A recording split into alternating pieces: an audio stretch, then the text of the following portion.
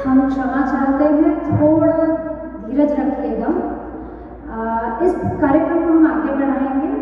अब हमारे आदरणीय मुख्य अतिथि डॉक्टर सुमित सेठ जी से विनम्र निवेदन करना चाहूँगी कि वह मंच पर आए, आकर हिंदी दिवस के अवसर पर अपने मौलिक विचार प्रस्तुत करें।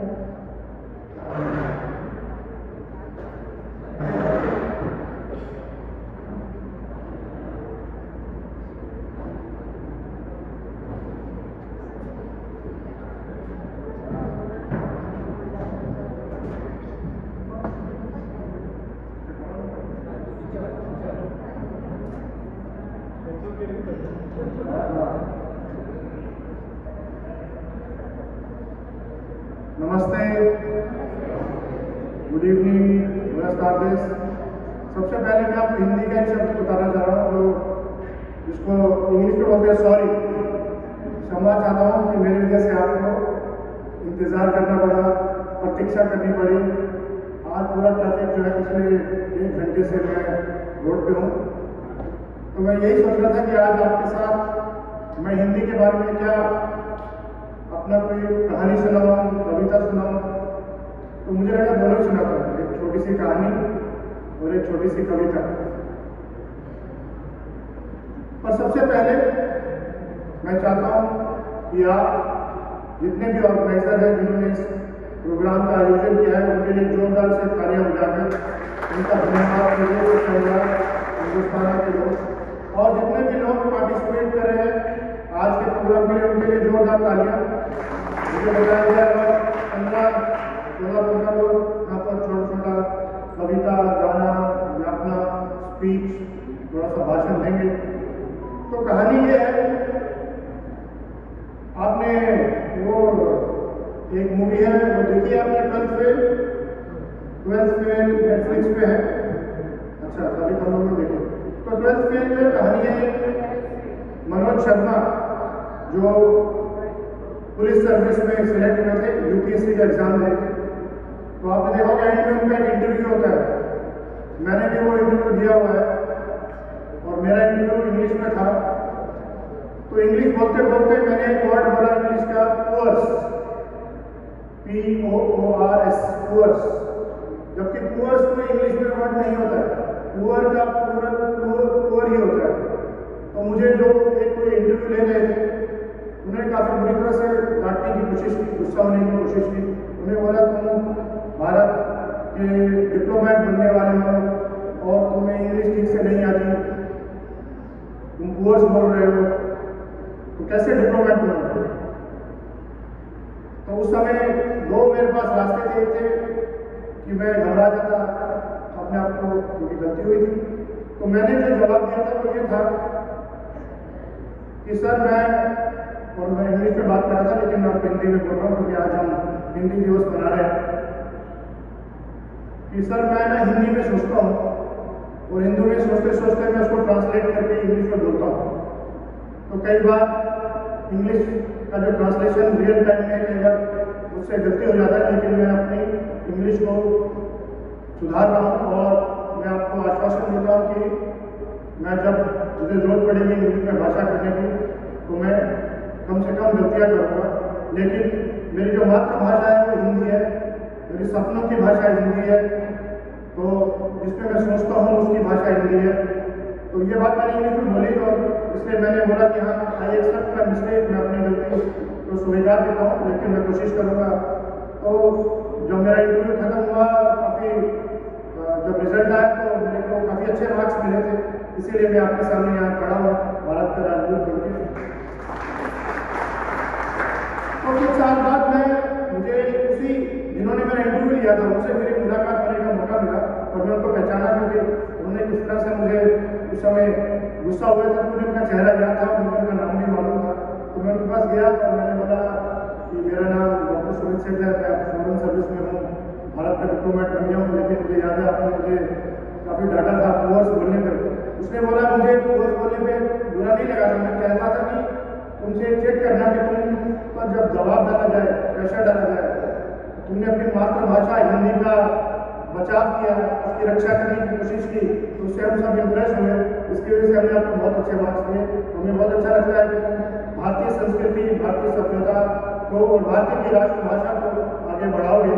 तो इससे हमें बड़ा अच्छा लगा उस समय कि इतनी कम उम्र में तुम अपने बात को, अपनी गलती को माना भी, लेकिन किस वजह से गलती हुई उसको भी माना। तो तब से मैं अभी भी आज भी मैं हिंदी में सपने देखता हूँ, हिंदी में सोचता हूँ। और आपको बताऊँ कि मेरा आईफोन जो है उसका भाषा भी हिंदी में है, तो चेक भी कर सकता है कि उससे मुझे हिंदी से कहीं ना कहीं एक जुड़ाव महसूस होता है।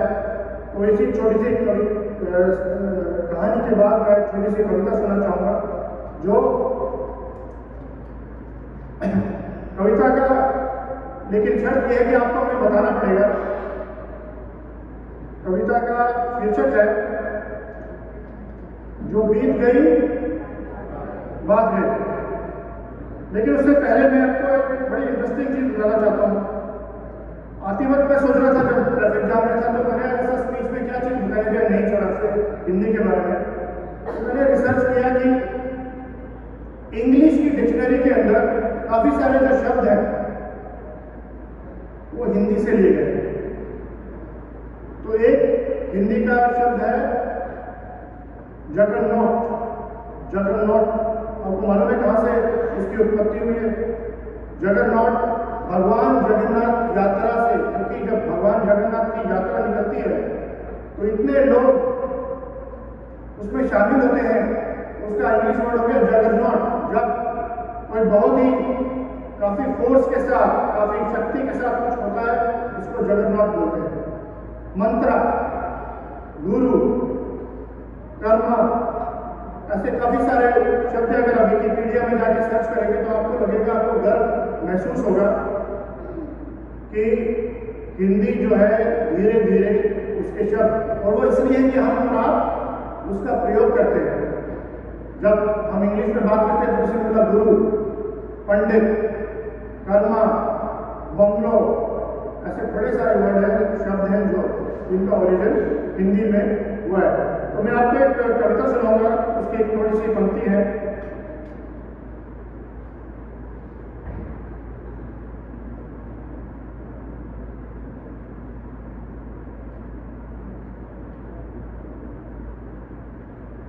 मैं जरा गूगल में सर्च कर रहा हूँ।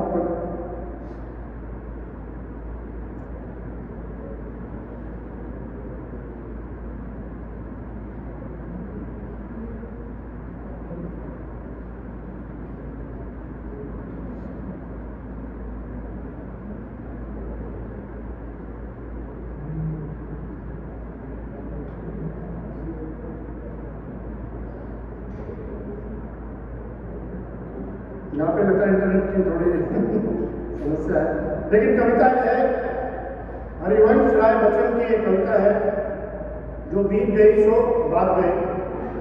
मैं चाहता हूँ कि आप आए और अपनी अपनी कविताएं और अपनी स्पीच यहाँ पर दें, और हम आप सबसे, मेरा एक ही संदेश है सबके लिए कि कहीं ना कहीं आप पनामा में भारत से दूर जो रह रहे हैं वहाँ पर हिंदी का प्रचार प्रसार कीजिए। मुझे मालूम है काफ़ी लोगों की मातृभाषा गुजराती है, लेकिन गुजराती और हिंदी भी आपस में काफ़ी शब्द मिलते हैं। मैं भी गुजराती सीखने की कोशिश कर रहा हूँ। उस दिन मैंने आपके साथ जब ये दिवाली का त्यौहार मनाया तो काफ़ी सारे नए गुजराती के मुझे आपका वो जो काफ़ी अच्छा नाटक आपने यहाँ पे जो किया था गुजराती में, लेकिन काफ़ी कुछ मुझे समझ आया। मुझे लगता है कि मुझे ज़्यादा से ज़्यादा आपके साथ मिलकर आपके त्योहारों में शामिल होना चाहिए, ताकि आपसे मैं गुजराती सीख सकूं और थोड़ी बहुत हिंदी हम आपको सिखा सकें। इसी शब्दों के साथ मैं एक बार फिर आपका बहुत बहुत धन्यवाद प्रकट करता हूं कि आप सब यहाँ पर आए और इस कार्यक्रम को हम आगे बढ़ाते हैं और इसी तरह से हम हिंदी दिवस बनाते रह जाएंगे। अभी जनवरी में विश्व हिंदी दिवस आने वाला है, तब भी आपके साथ हम मनाएंगे। हम चाहते हैं छोटे बच्चे भी पार्टिसिपेट करें, यंग जनरेशन भी पार्टिसिपेट करे, लेकिन जो बड़े लोग हैं वो भी पार्टिसिपेट करें हिंदी में। इन्हीं शब्दों से बहुत बहुत धन्यवाद एक बार फिर। तो एक साथ हम मनाते हैं हिंदी दिवस। बहुत बहुत धन्यवाद।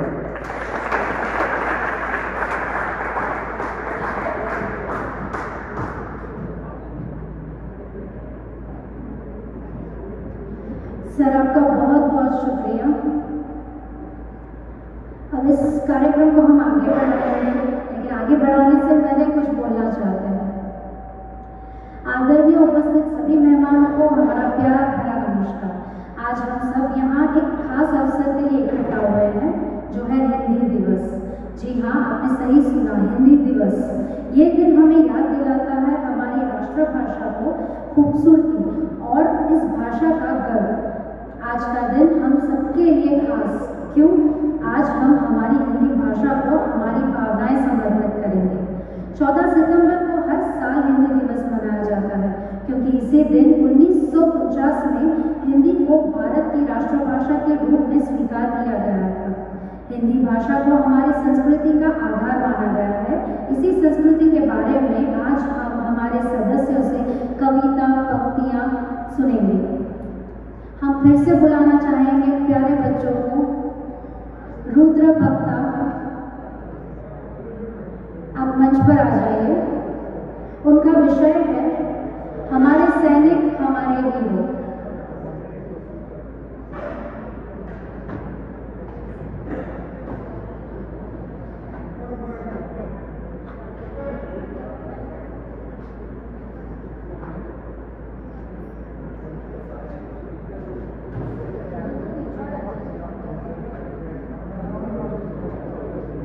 नमस्ते मेरा नाम रुद्र भक्ता है। आज हम सब हिंदी दिवस के मौके पर एकत्रित हुए हैं। मुझे हिंदी भाषा मुझे बहुत पसंद है। हिंदी में बातें करना, हिंदी में मूवी देखना, हिंदी में वीडियो देखना मुझे बहुत पसंद है। आज मैं हमारे देश के सैनिक के बारे में बोलना चाहता हूँ। हमारे सैनिक हमारे हीरो, हमारे सैनिक हमारे रियल हीरो हैं। वे बहुत बहादुर हैं, वे देश की रक्षा करते हैं। वाह, वे कितने ब्रेव हैं। मैं भी उनके जैसा ब्रेव बनना चाहता हूँ। हम सब छोटे छोटे काम करके देश की मदद कर सकते हैं। हमारे सैनिक नहीं दिन रात देखते हैं और नहीं ठंडी गर्मी देखते हैं।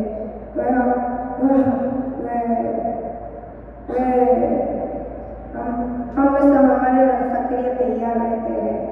हम अपने घरों में सुरक्षित हैं, क्योंकि वे सरहद पर करें। तो आइए हम सब मिलकर अपने भाइयों के लिए, हमारा सैनिक भाइयों के लिए थैंक यू बोले और उनके लिए प्रार्थना करें। वो सच में हमारे लिए हीरो हैं। भारत माता की वंदे मातरम। अंत में 2 लाइन हमारे सैनिक भाइयों के लिए गाना चाहता हूँ। ओ देश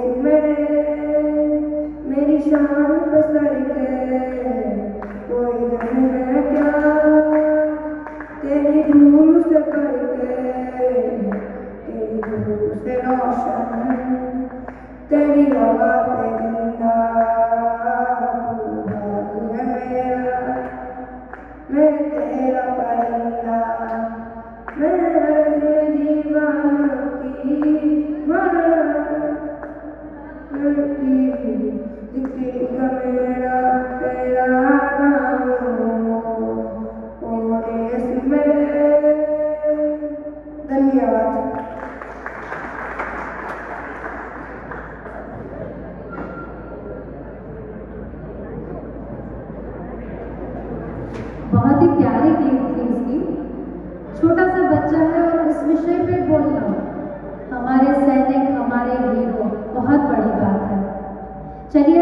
आगे बढ़ते हैं और अगला है आर्य पटेल। उनकी कविता है जीत पक्की है।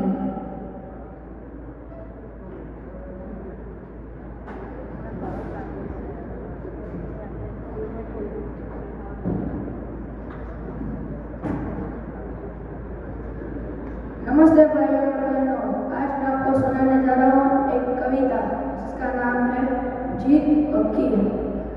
कुछ करना है तो डटकर चलो, थोड़ा दुनिया से हटकर चलो।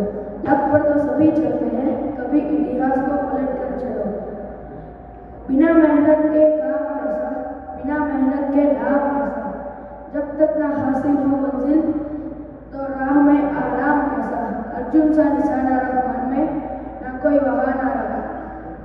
सोच मत साकार कर, मिलेगा तेरी मेहनत का फल। किसी और का ना कर इंतजार, जो चलते थे अकेले आज उनकी जीत उनके साथ है। जिंदगी बदलो, सोच बदलो, तो जीत पक्की है। जय हिंद, वंदे मातरम।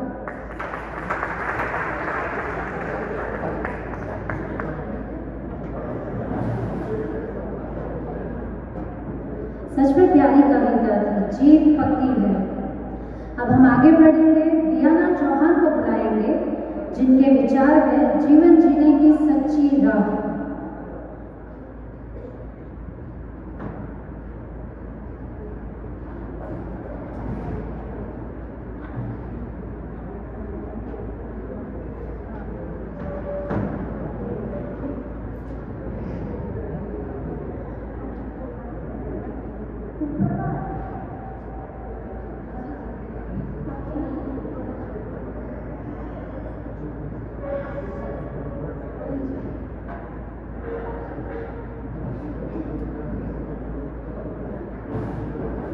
शुभ संध्या सभी को, हिंदी दिवस की हार्दिक शुभकामनाएं। मेरा नाम है दियाना चौहान। आज हम सब हिंदी दिवस मनाने जा रहे हैं, तो इस दिन पर मैं आपको 5 मानवीय मूल्यों के बारे में बताना चाहती हूँ। पहले, आप में से कोई जानता है कौन सा है 5 मूल्यों?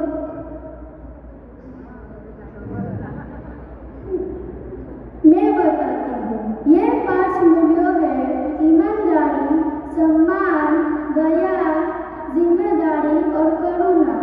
पहला है ईमानदारी। ईमानदारी का मतलब है सच बोलना और अपने कामों में सच्चाई रखना। एक ईमानदार व्यक्ति को सबका विश्वास और आदर मिलता है। जैसे कहा गया है, ईमानदारी सबसे अच्छी नीति है। दूसरा है सम्मान। सम्मान का अर्थ है दूसरों की भावना, विचारों और अधिकारों की कदर करना। हमें अपने माता पिता, शिक्षकों को है। आज मैं हिंदी दिवस के पवित्र अवसर पर आप सबके साथ विचार बांटना चाहता हूँ। हर साल हम हिंदी दिवस 14 सितंबर को बनाते हैं। ये दिन हमको याद दिलाता है कि हिंदी सिर्फ एक भाषा नहीं है, बल्कि हमारे देश की आत्मा और पहचान है। अब मैं आप सबके साथ एक कविता प्रस्तुत करना चाहूँगा। संस्कृत की जानवी है हिंदी, सुदाता का प्रतीक है हिंदी। लेखन और वाणी दोनों को उच्च संस्कार है हिंदी। सतमत पढ़ ले जाती हिंदी, ज्ञान और व्याकरण की निधियाँ मिलकर सागर स्रोत बनाती हिंदी। हमारी संस्कृति की पहचान है हिंदी, आदर और मान है हिंदी। हमारी देश की गौरव भाषा है हिंदी। जय हिंद, जय भारत।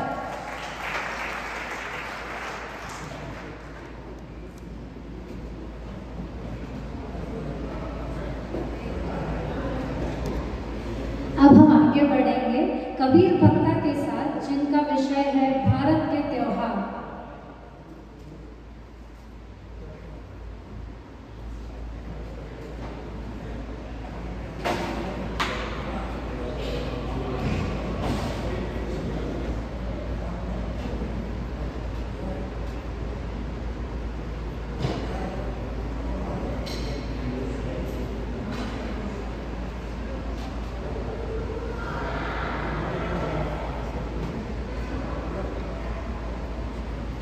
नमस्ते सबको। मेरा नाम कवि पक्का है।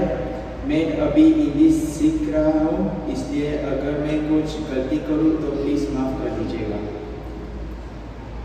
भारत एक ऐसा देश है जहाँ बहुत सारे त्यौहार मनाए जाते हैं।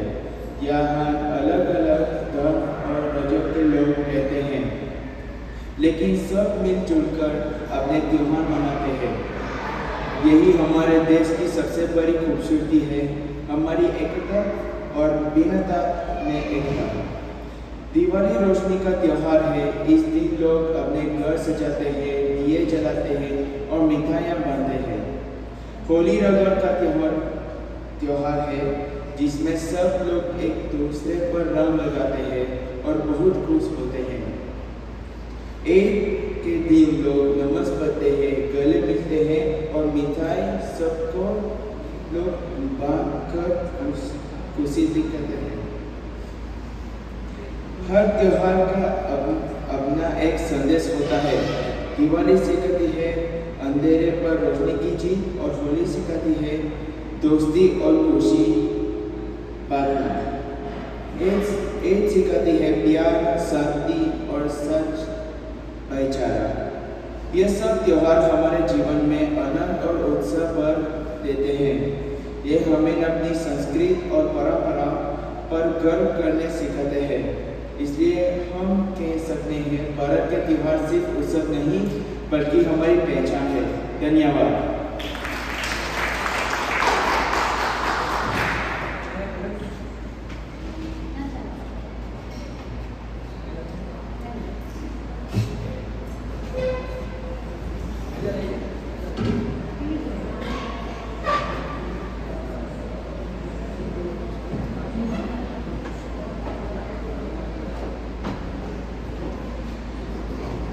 ये मंच और आपकी जगह, यहाँ ये माध्यम है हिंदी, इसलिए हम चाहते हैं कि इन बच्चों ने जितनी मेहनत की है आप सिर्फ तालियों से उन्हें बधाई दें। शुक्रिया, बहुत बहुत शुक्रिया। अब हम आगे बढ़ेंगे इस कार्यक्रम को लेकर। अब अगले हैं प्रतिभागी, जो उनका नाम है शिल्पाबेन देसाई और उनका विषय है आज का नया भारत।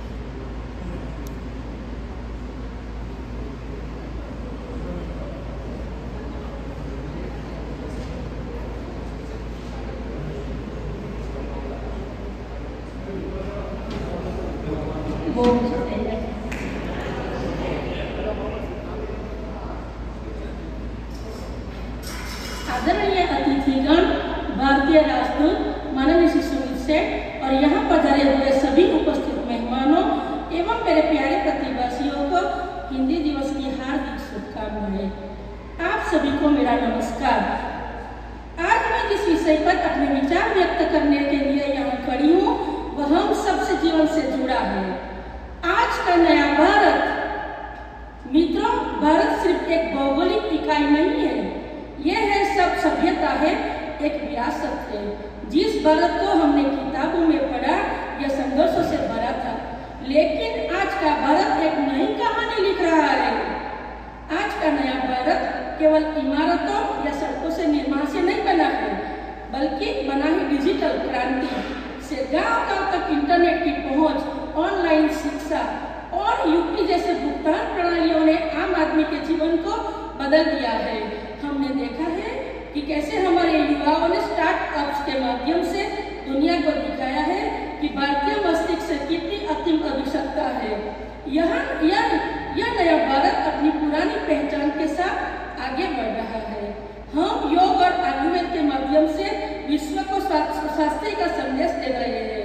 हम वसुधैव कुटुंबकम के सिद्धांत पर चलते हुए विश्व की महाशक्तियों के साथ कंधे से कंधा मिलाकर चल रहे हैं।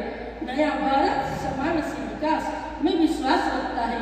इसका अर्थ है विकास की किरण हर वर्ग तक पहुँचे, चाहे वह महिला हो, किसान हो या दूर दराज के क्षेत्र में रहने वाला कोई भी नागरिक हो।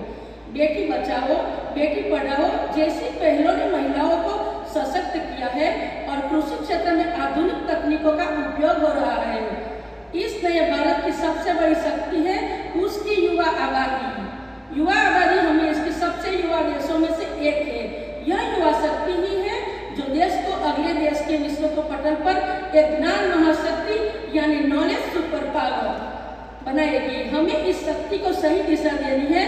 कौशल विकास यानी स्किल डेवलपमेंट और नवाचार इनोवेशन के माध्यम से हमारा संकल्प, हमारा सपना है एक ऐसा भारत जहां भ्रष्टाचार न हो, भेदभाव न हो और गरीबी न हो। ऐसा भारत जहां पर नागरिक को समान अवसर मिलेगा। लेकिन यह सपना तभी साकार होगा जब हम सपना योगदान दें। हमें सिर्फ सरकार पर कोई निर्भर नहीं रहना है। हमें एक नागरिक के रूप में अपनी जिम्मेदारी समझनी होगी, जैसे कि स्वच्छता बनाए रखना, कानून का सम्मान करना, जाति धर्म से ऊपर उठाकर राष्ट्र हित को प्राथमिकता देना।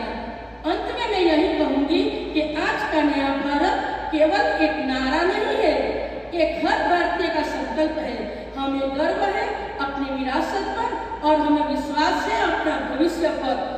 आइए हम सब मिलकर इस नए भारत को स्वर्णिम भारत बनाने की दिशा में एक कदम और आगे बढ़ाए। जय हिंद, धन्यवाद।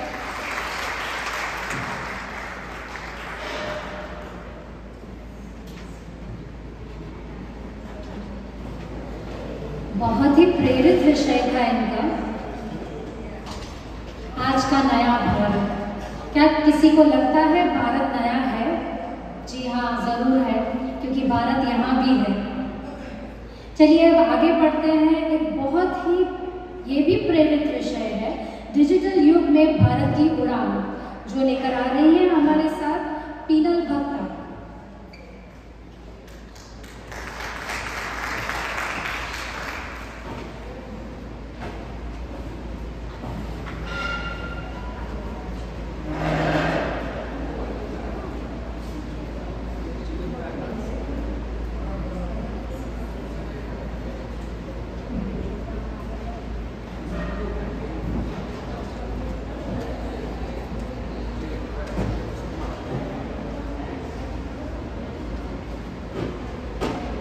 माननीय राजदूत जी, पधारे हुए भाइयों बहनों और बच्चों, सभी को मेरा नमस्कार।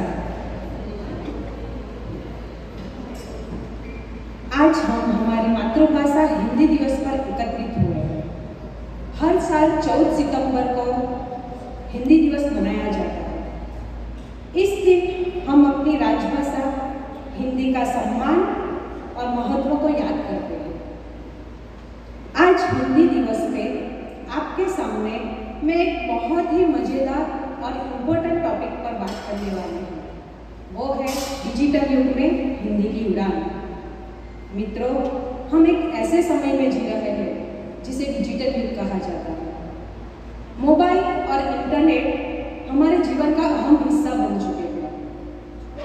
सुबह उठने से लेकर रात को सोने तक हम किसी न किसी रूप में टेक्निक से जुड़े रहते हैं। पर क्या हमने ये सोचा है कि हमारी प्यारी हिंदी इस डिजिटल युग में क्या कर रही है? नहीं, हमारी हिंदी भी डिजिटल युग में एक नई उड़ान हो रही है। पहले लोग सोचते थे कि अंग्रेजी भाषा ही आगे बढ़ने की भाषा है, लेकिन ऐसा नहीं है। वक्त बदल गया है। सोशल मीडिया प्लेटफॉर्म जैसे इंस्टाग्राम, फेसबुक, ट्विटर, यूट्यूब पर करोड़ों लोग हिंदी में अपने विचार साझा कर रहे हैं। आज बहुत सारे ऐप्स और वेबसाइट हिंदी में उपलब्ध हैं। पहले लोग चिट्ठी लिखते थे, अब लोग व्हाट्सएप पे आसानी से हिंदी में बात कर सकते हैं, मैसेज भेज सकते थे। पहले लोग बुक पढ़ते थे, लाइब्रेरी जाते थे, अब लोग ई बुक पढ़ते हैं। जिससे अंग्रेजी नहीं आती वो लोग आसानी से हिंदी को समझ सकते हैं। और जिसे हिंदी नहीं आती, जैसे कि हमारे बच्चे जो यहाँ पढ़े लिखे हैं, जिसे हिंदी का हब भी पता नहीं, वो लोग भी आसानी से हिंदी सीख सकते हैं, बोल सकते हैं और समझ सकते हैं।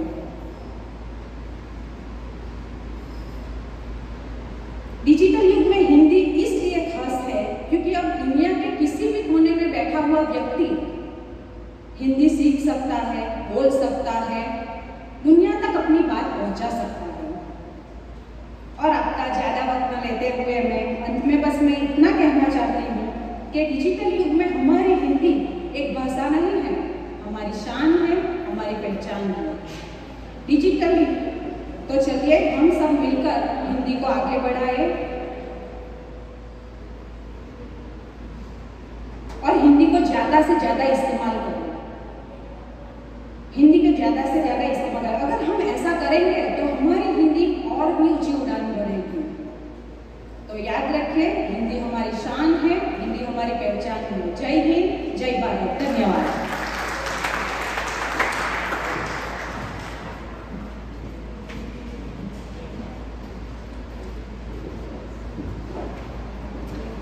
इनके विचार सच में आज के दौर के लिए हैं।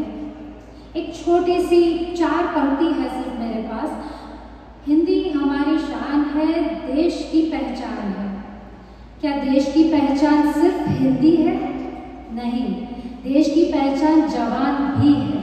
इसीलिए हमारा अगला विषय है देशभक्ति, जो लेकर आ रहे हैं मनीषाबेन पटेल।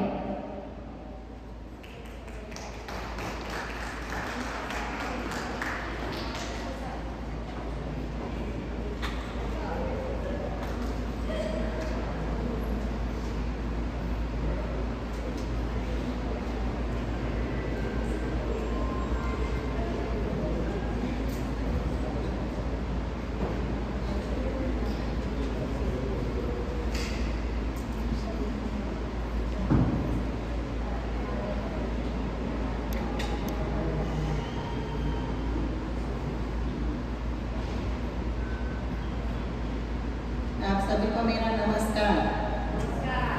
एक सच्चा देशभक्त देशभक्ति है जो अपने देश से प्रेम करता है, उसका सम्मान करता है और देश के विकास के लिए ईमानदारी से काम करता है। देशभक्ति केवल नारों या दिखावे के लिए सीमित नहीं है, बल्कि यह सब अपने काम को पूरी निष्ठा और ईमानदारी से करने के सामाजिक बुराइयों से, भ्रष्टाचार, रूढ़ियों और भेदभाव का विरोध करने में भी दिखती है। देश से प्रेम और वफादारी एक सच्चा देशभक्त अपने देश के प्रति गहरी भावना रखता है और हमेशा उसका कल्याण चाहता है। ईमानदार कर्म अपने पेशेवर और व्यक्तिगत कर्तव्यों का निर्वाह पूरी ईमानदारी और सच्चाई से करता है, जिससे देश को लाभ होता है। सामाजिक सुधार का प्रयास व समाज में सकारात्मक बदलाव लाने के लिए सक्रिय रूप से काम करता है, जैसे कि पुराने रीति रिवाजों का विरोध करना, महिला सम्मान और भ्रष्टाचार का विरोध करना, देश का गौरव बढ़ाना और देश के सम्मान और काम को बनाए रखने के लिए हर संभव प्रयास करता है, चाहे वह किसी भी क्षेत्र में काम कर रहा हो। सुरक्षा और सेवा, देश की सीमाओं की रक्षा करने वाले सैनिकों और देश के विकास के लिए अपना जीवन समर्पित करने वाले लोग भी सच्चे देशभक्त के उदाहरण हैं। जय हिंद, धन्यवाद।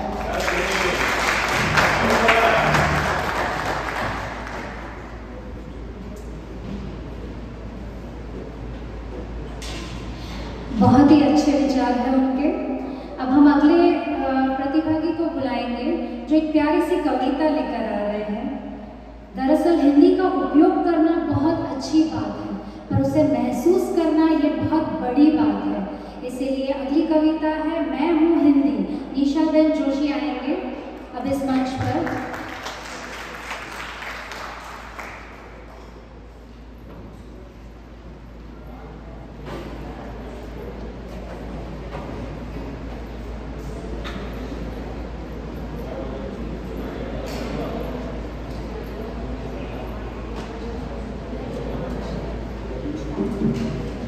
नमस्कार, जय श्री कृष्ण।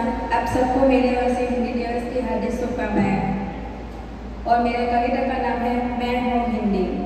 मैं हूँ हिंदी, भाषाओं की रानी, चलो सुनाऊँ मैं अपनी कहानी। मैं भारतीय संस्कृति की पहचान, मैं हर भारतीयों की शान। 14 दिसंबर को शुरू हुई हिंदी दिवस को मनाने की शुरुआत मैंने जोड़ा भारत को एकता की माला में। मन से दूर करो मैं हर भेदभाव की दीवार, स्थानीय भाषाओं के साथ जगह बनाती और कभी कभी मैं अपनी उन्हीं अपना अंश पाती। हाँ, मैं भारत माँ के माथे पर एक चमकीली बिल्ली हूँ।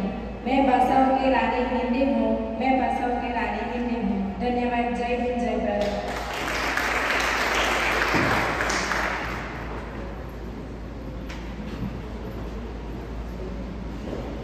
बहुत बहुत शुक्रिया निशा जी। अब हम आगे बढ़ेंगे अगले पहलू पर, जिनको बुलाना चाहूँगी निमिषाबेन पटेल।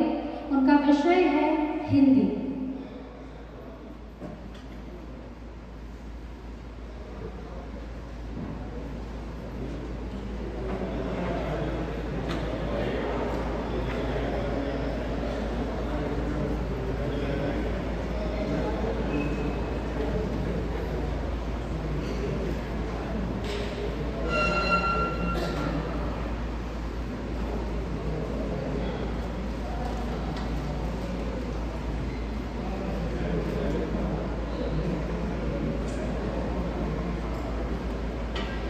वंदे मातरम। यहाँ पे उपस्थित आदरणीय अतिथिगण, उपस्थित सभी भाइयों और बहनों को मेरा नमस्कार। कहने को तो सिंगार 16 है, कहने को तो सिंगार 16 है, पर इनमें सबसे खूबसूरत हिंदी है। कहने को तो भारत में भाषाएं तो 1000 है, कहने को तो भारत में भाषाएं तो 1000 है, पर इनमें सबसे प्यारी हमारी हिंदी है। आज हम सब हमारी प्यारी हिंदी भाषा का गौरव दिवस मना रहे हैं। 14 सितंबर एक तारीख नहीं, बल्कि हमारी पहचान, हमारी संस्कृति और हमारी आत्मा का उत्सव है। भाषाएं सिर्फ संवाद का माध्यम नहीं होती, वे हमारे विचारों, हमारी भावनाओं और हमारी सभ्यता का दर्पण होती है।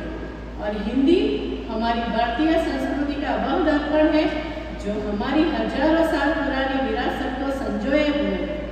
यह वही भाषा है जिसमें संत तुलसीदास जी ने रामचरितमानस जैसा महाकाव्य रचा।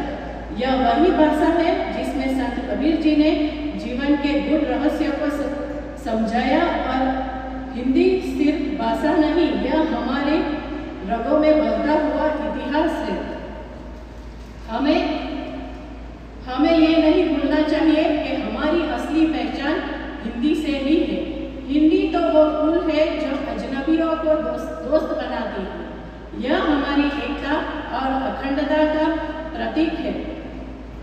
अटल बिहारी वाजपेयी जी पहले ऐसे नेता थे जिन्होंने संयुक्त राष्ट्र की महासभा में पहली बार हिंदी में भाषण दिया था। हमारे महापुरुषों और स्वतंत्रता सेनानियों ने हमेशा हिंदी के महत्व को बताया है। उन्होंने कहा था कि जब तक हम अपनी मातृभाषा का सम्मान नहीं करेंगे, तब तक वास्तविक प्रगति संभव नहीं है।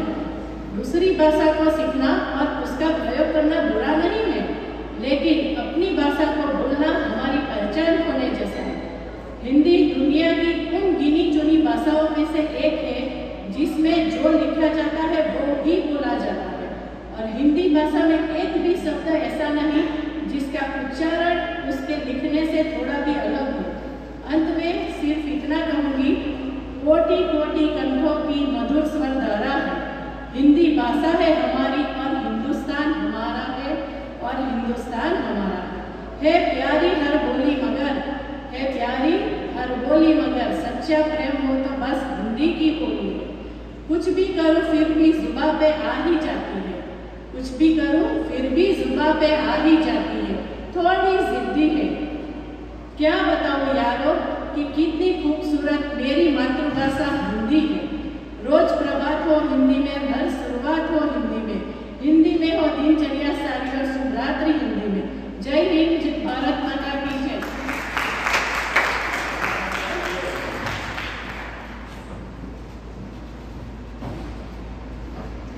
हिंदी सच में करोड़ों लोगों की मातृभाषा है। जितनी प्यारी हिंदी है, आप भी तालियों की मिठास उतनी ही बढ़ा दीजिए। शुक्रिया। अब आगे बढ़ेंगे। प्रीति पटेल, जिनका विषय है ईमानदार नेता।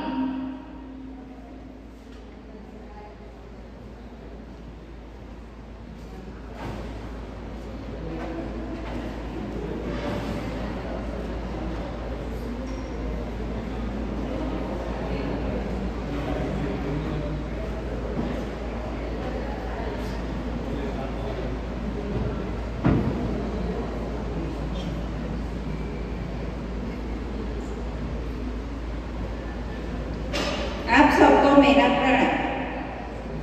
इस एक ईमानदार नेता के बारे में कहानी यह है कि राजपुरा गांव के प्रधान राजा राम जो सालों से गांव की सेवा कर रहे थे और लालच से दूर थे, जब एक नया लालची नेता आया तो गांव वाले उससे तंग आ गए और उन्होंने राजा राम से मदद मांगी।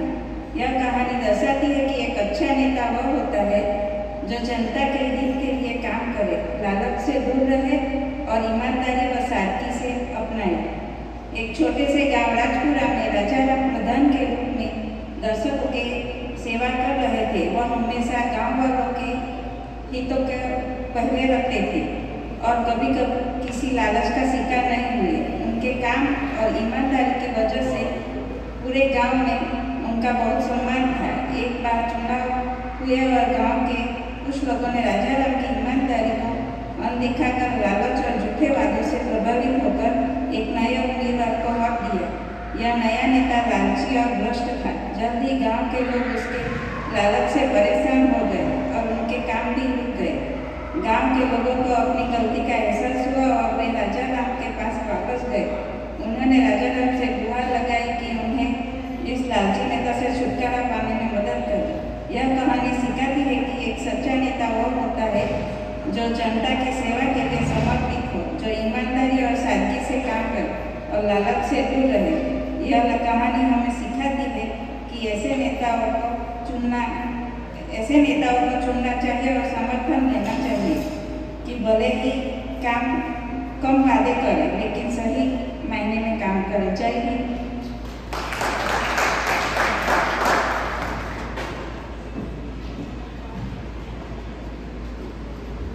बहुत बहुत शुक्रिया प्रीति जी। ये सच है कि अंग्रेजी एक भाषा है जो विश्व को जोड़ती है, ये सच है, लेकिन हिंदी है ये भाषा जो हमारे दिल को जोड़ती है। तो अब हम आगे बढ़ेंगे। जब हम पढ़ते हैं हिंदी तब हमें उसका महत्व पता चलता है और महत्व बताने के लिए यानी दर्शाने के लिए आ रही है राजवी पटेल। उनका विषय है हिंदी का महत्व।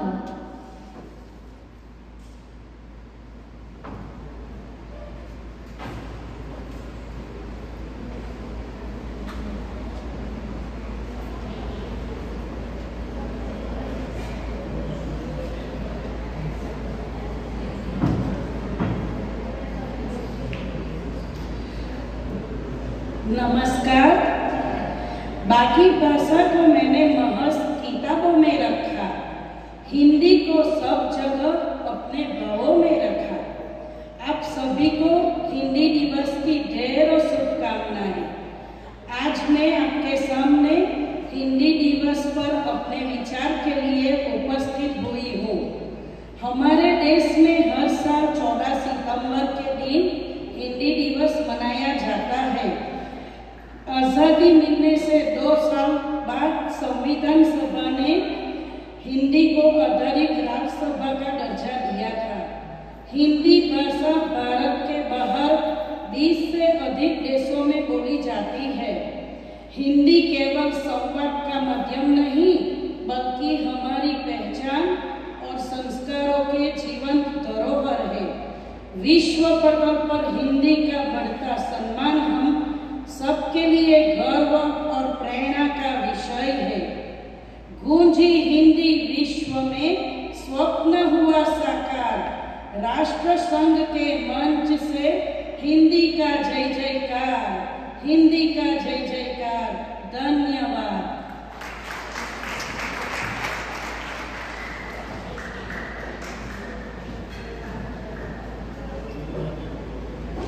शुक्रिया राजवी जी। हिंदी भाषा ने बहुत सारे गीत लिखे हैं, बहुत सारी कविताएं,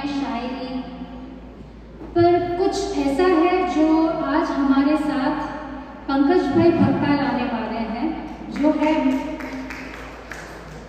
मैं और हम का सफर। पंकज भाई आप मंच पर आ जाइए।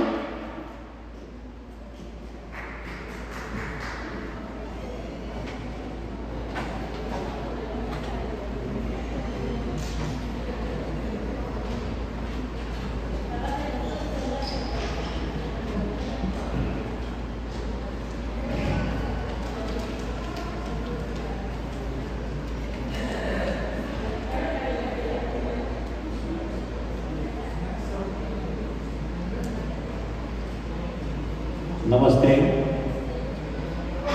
यहाँ उपस्थित पनामा स्थित भारतीय राजदूत श्री सुमित शेख जी, पधारे हुए सभी महानुभावों, भाइयों बहनों और बच्चों एवं यहाँ अपनी प्रतिभा प्रस्तुत करने के लिए पधारे हुए सभी प्रतिभाशाली वक्ताओं को मेरा नमस्कार। आप सभी को हिंदी दिवस की बहुत बहुत शुभकामनाएं। आज के आधुनिक डिजिटल युग में मनुष्य ने प्रगति तो बहुत की है, लेकिन इस बीच आज एक ऐसा सवाल पैदा होता है जो हमारे मानव समाज की नींव को हिलाकर रख देते हैं। और यह सवाल है, क्या हम एक साथ रहते हुए भी अकेले होते जा रहे हैं? आज हमारे पास एक दूसरे से जुड़ने के लिए लाखों उपकरण हैं, smartphone, social media, video call. फिर भी एक रिपोर्ट कहती है कि आधुनिक युग में तनाव और अकेलापन महामारी की तरह फैल रहे हैं। क्या यह विडंबना नहीं है कि जैसे जैसे हमारे पास कनेक्शन बढ़ते जा रहे हैं, वैसे वैसे हमारे जीवन से संबंध कम होते जा रहे हैं? इसका समाधान के लिए हमें एक यात्रा करनी होगी, जो है मैं के द्वीप से हम के विशाल महासागर तक की यात्रा। मैं का द्वीप यानी कि एक छोटा सा टापू, और हम शब्द है टापू के चारों ओर बसा हुआ एक विशाल महासागर। मैं शब्द व्यक्तिगतता की चरम सीमा है। आज हमें हर कोई के मुंह से मैं शब्द सुनने को मिलता है।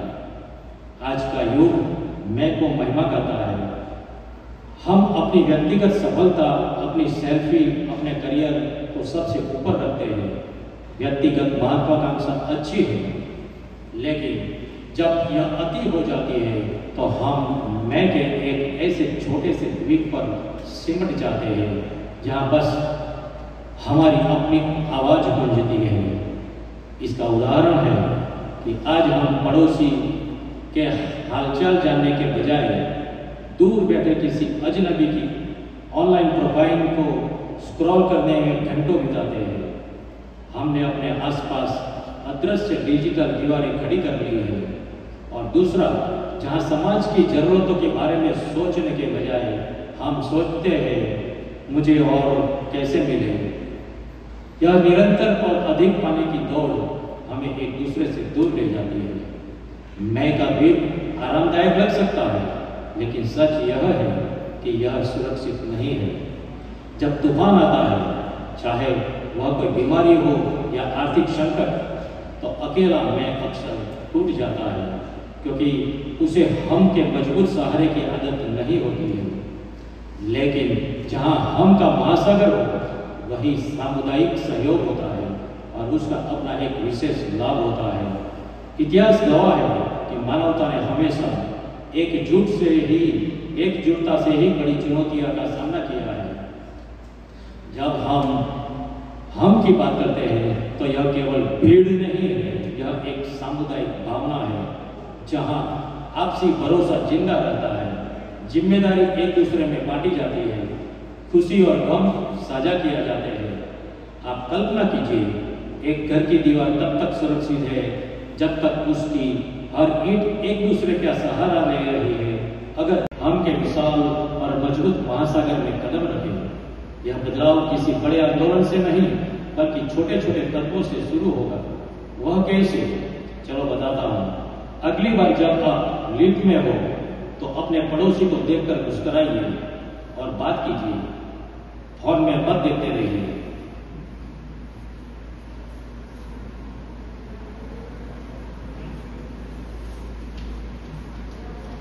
अपने समाज या आप जहां रहते हो, बिल्डिंग हो या फिर किसी कॉलोनी में, जहां भी रहते हो, हर छोटे से मुद्दे को भी अपना मुद्दा बनाइए और इसके समाधान में हिस्सा लीजिए। सोशल मीडिया पर बहस करने के बजाय वास्तविक दुनिया में किसी के जीवन में सकारात्मक बदलाव लाने की कोशिश कीजिए। याद रखिए, हमारे संविधान से लेकर हमारे घरों तक हर जगह सहयोग की भावना ही हमारी सबसे बड़ी विरासत रही होती है। हम सब यहाँ अलग अलग जरूर हैं, लेकिन हम एक ही दुनिया, एक ही देश, एक ही समाज के हिस्सेदार हैं। एक मजबूत समाज वह नहीं है जहाँ हर व्यक्ति सफल है, बल्कि वह है जहाँ कोई भी अकेला नहीं है। आइए आज संकल्प लें कि हम अपने मैं को मजबूत करेंगे, लेकिन उसे हमेशा हम की सेवा में समर्पित करेंगे। धन्यवाद। जय हिंद।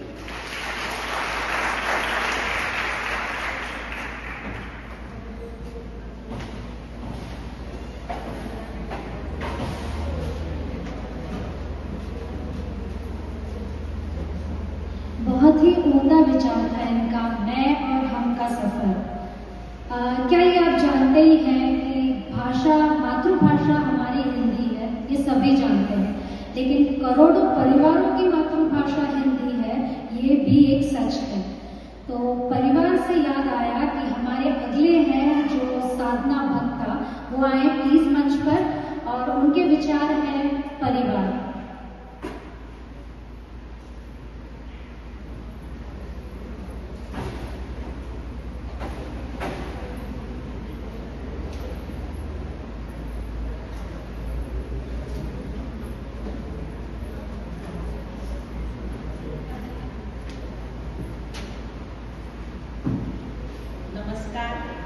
यहाँ उपस्थित महानुभावों को मेरा प्रणाम और सबको हिंदी दिवस की हार्दिक शुभकामनाएं। मेरा वक्तव्य का विषय है परिवार। परिवार हमारे जीवन का एक महत्वपूर्ण हिस्सा है। यह वह स्थान है जहाँ हम प्रेम, समर्थन और सुरक्षा पाते हैं। परिवार में हमारे माता पिता, भाई बहन, दादा दादी, पति पत्नी, बच्चे और अन्य सदस्य होते हैं जो हमें प्यार करते हैं और हमारे साथ खड़े रहते हैं। परिवार हमें मूल्यों और संस्कार सिखाता है जो हमारे जीवन को आकार देते हैं। यह हमें एक दूसरे के प्रति जिम्मेदार बनाना सिखाते हैं और हमें समाज में एक अच्छा नागरिक बनाने के लिए तैयार करते हैं। परिवार में हम सीखते हैं कि कैसे एक दूसरे के साथ मिलकर रहना है, कैसे एक दूसरे की मदद करनी है और कैसे एक दूसरे के प्रति सहानुभूति रखनी है। आज के समय में जब जीवन बहुत तेजी से बदल रहा है, परिवार का महत्व और भी बढ़ रहा है। यह हमें स्थिरता और समर्थन प्रदान करता है, जो हमें जीवन की चुनौतियों का सामना करने में मदद करता है। परिवार हमें एक सुरक्षित और स्थिर माहौल में प्रदान करता है, जहां हम अपने सपनों को पूरा करने के लिए स्वतंत्र होते हैं। परिवार के महत्व को समझने के लिए हमें अपने आसपास लोगों को देखना होगा। जो लोग अपने परिवार के साथ रहते हैं, वे अधिक खुश और संतुष्ट होते हैं। वे जीवन की चुनौतियों का सामना करने में अधिक तैयार होते हैं और वे अपने लक्ष्यों को प्राप्त करने में अधिक सफल होते हैं। आइए अपने परिवार की कदर करें और आपके साथ समय बिताएं, क्योंकि परिवार ही वह जगह है जहां हमें अपने आप को सुरक्षित और प्यार महसूस करते हैं। आइए अपने परिवार के साथ मजबूत बंधन बनाने का प्रयास करें और उनके साथ मिलकर जीवन का आनंद लें। धन्यवाद। जय हिंद।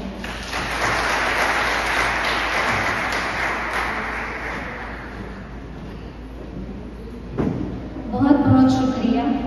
क्या कोई जानता है कि हिंदी भाषा किससे प्रेरित है, किस भाषा से प्रेरित है? शायद सब जानते ही होंगे, संस्कृत। पर हिंदी भाषा सच में खड़ी बोली से आई थी, जो बहुत पुराने समय से बोली बोलते थे लोग, आसान बोली बोलने का तरीका था। अब हम इससे आगे बढ़ेंगे हमारे अंतिम पड़ाव पे। मेरा नाम दीपा चौहान है और मेरा विषय है फिल्मों और मीडिया में हिंदी का प्रभाव। आज मैं फिल्मों और मीडिया में हिंदी के प्रभाव के विषय में बोलूंगी। सब जानते ही हैं, फिल्मों में जो भाषा हम इस्तेमाल करते हैं वो है हिंदी। दोस्तों, अगर हम सोचें भारत में कौन सी चीज भारत को जोड़ती है और सर्वश्रेष्ठ बनाती है, जी हाँ, फिल्मी दुनिया और मीडिया। सही सुना आपने। बॉलीवुड के गीत, कहानियां और संवाद ने हिंदी भाषा को हर घर में पहुंचा दिया है। डॉन को पकड़ना मुश्किल ही नहीं, नामुमकिन है, ऐसे सब डायलॉग तो हर किसी ने सुने हैं और फेमस भी हुए हैं। जी हाँ, हिंदी भाषा है भाई। सदियों से और शादी और फंक्शन में खुशी जाहिर करते गीतों के द्वारा फिल्मों और हिंदी भाषा का रिश्ता नया नहीं, बहुत ही पुराना है। फिल्मों ने हमारी भाषा हिंदी को न कि लोकप्रिय बनाया बल्कि पसंदीदा और सजीला भी बनाया है। टीवी सीरियल, समाचार चैनल और यूट्यूब जैसे प्लेटफॉर्म पर फैला दिया है हिंदी का जादू। आजकल लोग हिंदी सिर्फ सुनते ही नहीं, उसे महसूस भी करते हैं, क्योंकि इस भाषा में अपनापन है और एक भावना जुड़ी है। आज के इस युग में जब हर तरफ विदेशी भाषा का प्रभाव बढ़ गया है, तब हिंदी ने अपना एक अलग ही स्थान बनाया हुआ है। इससे साबित होता है कि आज भी हिंदी लोकप्रिय है और हमेशा रहेगी। हिंदी हमारी पहचान है, हमारी शान है।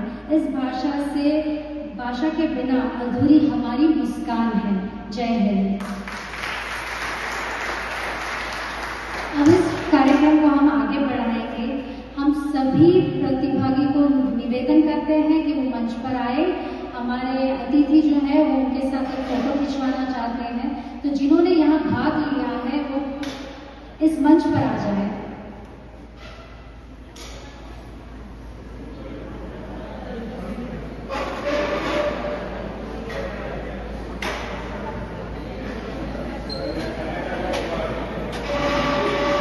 वियाना, पार्थ,